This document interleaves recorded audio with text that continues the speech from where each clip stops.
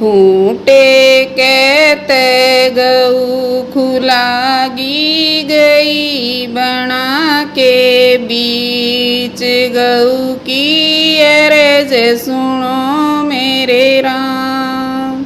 एक बण चाली दो बण चाली तीजे में मिल गया शेर गऊ की अरज सुनो मेरे राम।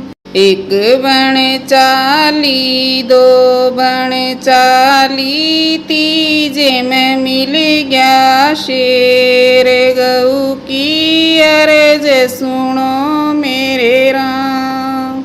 आ जाए गऊ तन मैं खा लूँगा मिटा लूँ अपनी भूख गऊ की अरज सुनो